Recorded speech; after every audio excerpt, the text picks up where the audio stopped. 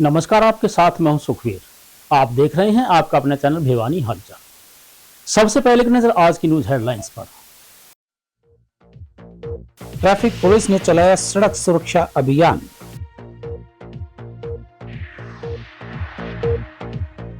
मुख्यमंत्री ने लोगों के दिलों में छोड़ी छाप, कहा घनश्याम सराफ ने।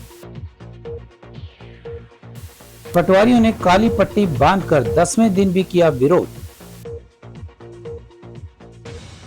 अब खबरें विस्तार से। अधिकतर सड़क दुर्घटनाएं यातायात के नियमों व सावधानियों की जानकारी के अभाव में होती हैं, जिन्हें केवल जागरूकता के माध्यम से ही रोका जा सकता है। शहर के एक निजी स्कूल में traffic police SHO Suresh Kumar ने बच्चों को इस बारे में जागरूक किया। उन्होंने दुपहिया वाहन चालकों को ISI मार्का का हेलमेट लगाने व 4 पहिया वाले वाहन चालकों को सीट बेल्ट लगाने का प्रयोग करने के बारे में जागरूक किया। यातायात नियमों की जानकारी सड़क दुर्घटनाओं को कम करने और लोगों की जान बचाने में सहायक होती है। इसी उद्देश्य को लेकर भिवानी ट्रैफिक पुलिस ने एक निजी स्कूल के सहयोग से सड़क सुरक्षा विशेष जागरूकता अभियान चलाया। जागरूकता अभियान के दौरान रोहतक रोड पर यातायात नियमों की अवहेलना करने वाले वाहन चालकों को गुलाब का फूल देकर उन्हें यातायात नियमों की जानकारी दी गई तथा उन्हें नियम अपनाने के लिए प्रेरित किया गया। इसके अलावा स्कूल की तरफ से दोपहिया वाहन चालकों को ISI मार्का के 50 से अधिक हेलमेट वितरित किए गए।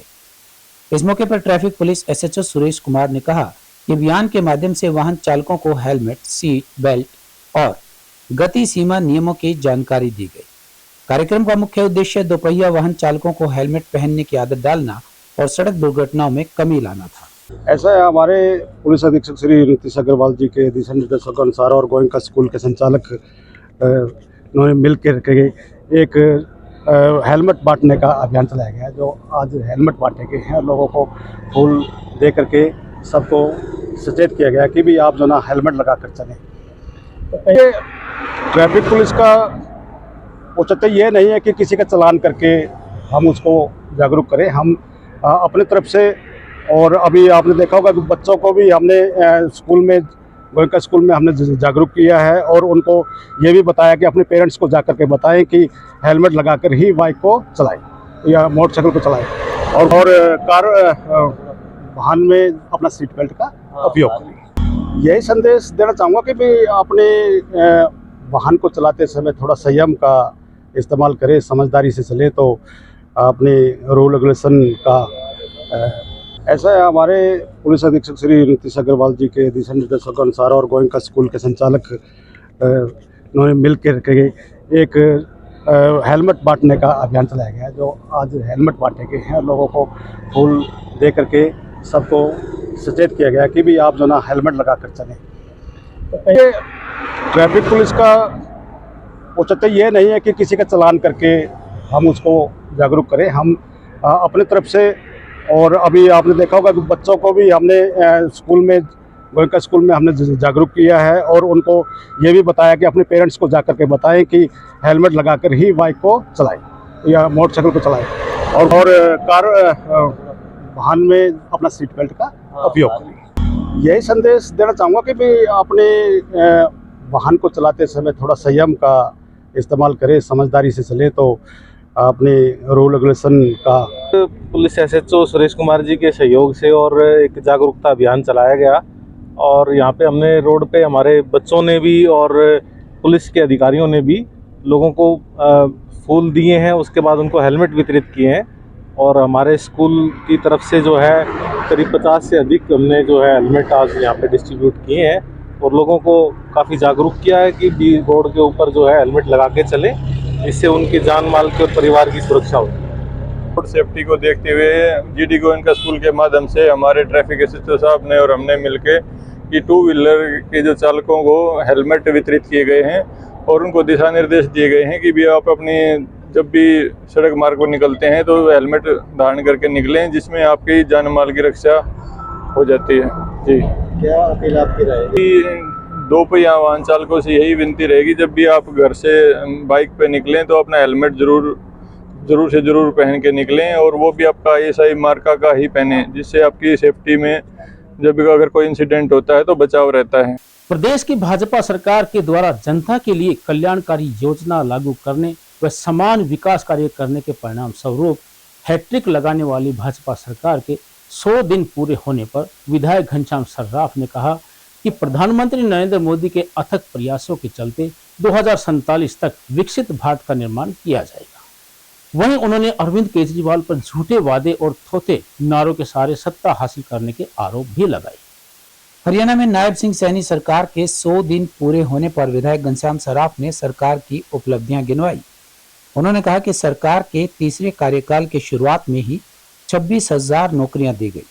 इसी तरह आयुष्मान भारत योजना में 70 साल से अधिक बुजुर्गों को शामिल किया गया है ताकि उन्हें मुफ्त इलाज की सुविधा मिल सके। उन्होंने दिल्ली के पूर्व सीएम अरविंद केजरीवाल को यमुना पानी को लेकर दिए गए बयान को झूठा बताया।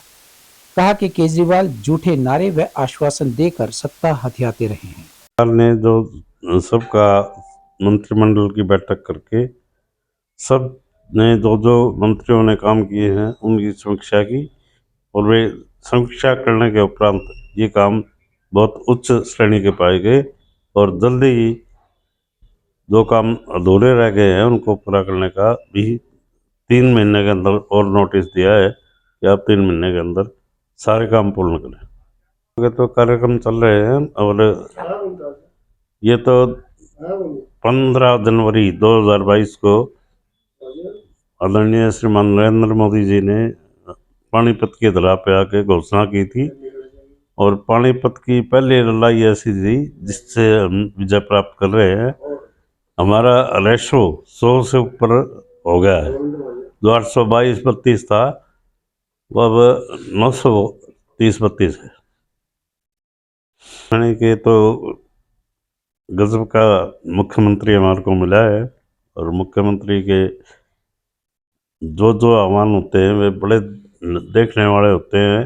कल केजरीवाल ने जब ये कहा कि पानी में जहर मिला के हरियाणा भेज रहा है तो नायब सिंह सैनी ने उनका मुंह तोड़ के जवाब दिया कि हमारी तरफ से इस टाइप की कोई भी बात आती है तो हम उसके लिए तैयार हैं, आप चेकिंग करवाइए। हरियाणा सरकार द्वारा पटवारियों को भ्रष्ट बताकर जारी की गई लिस्ट के विरोध में भिवानी पटवार एवं कानूनगो एसोसिएशन ने काली पट्टी लगाकर सरकार के खिलाफ अपना रोष व्यक्त किया। इस बारे में जिला प्रधान सुनील कुमार ने कहा कि जब तक सरकार जारी पत्र को निरस्त नहीं करेगी तब तक वे अतिरिक्त सर्कल का कार्य नहीं करेंगे। उनका यह रोष प्रदर्शन 10वें दिन भी जारी रहा। सरकार द्वारा पटवारियों को भ्रष्ट बताकर जारी की गई लिस्ट के विरोध में द पटवार एंड कानूनगो राज्य कार्यकारिणी के आह्वान पर अतिरिक्त हल्का का कार्य नहीं किया गया। एसोसिएशन के जिला उप प्रधान विकास राठी ने बताया कि जिले के तमाम पटवारी और कानूनगो ने रोष स्वरूप काली पट्टी बांधकर कार्य किया जो 10वें दिन भी जारी रहा।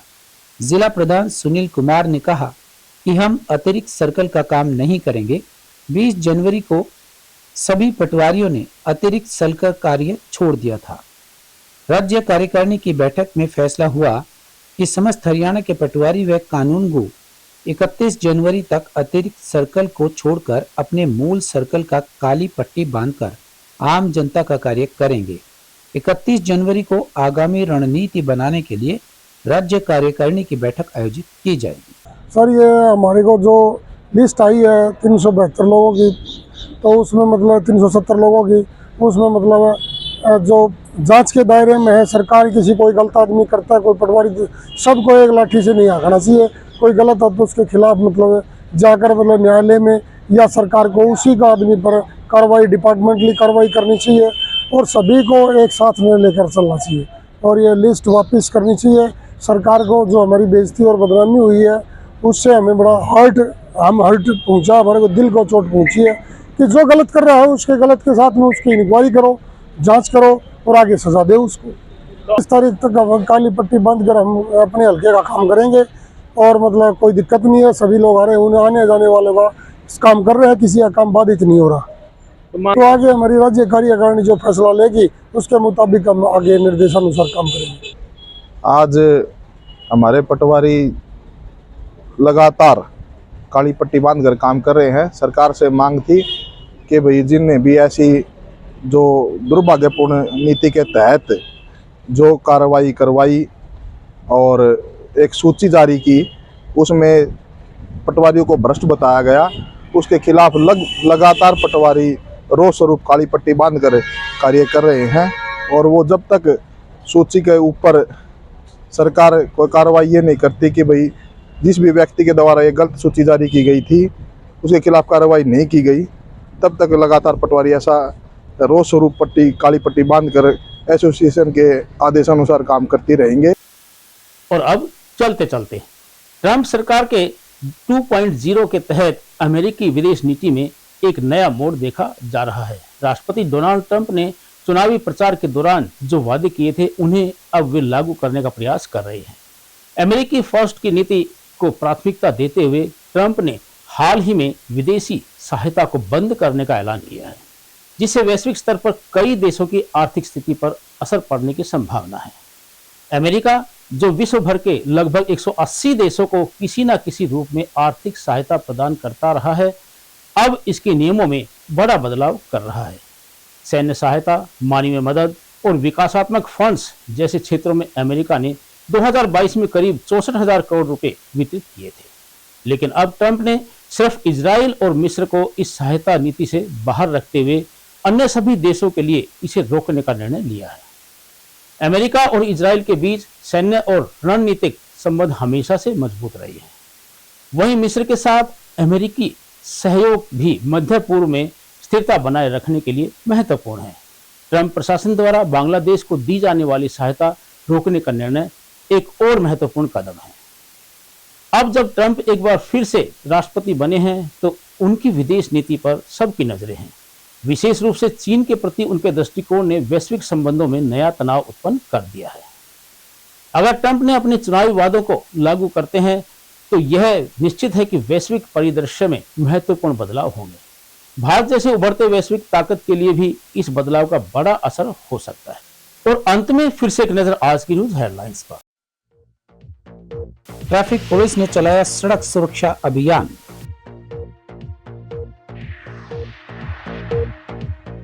मुख्यमंत्री ने लोगों के दिलों में छोड़ी छाप, कहा घनश्याम सराफ ने।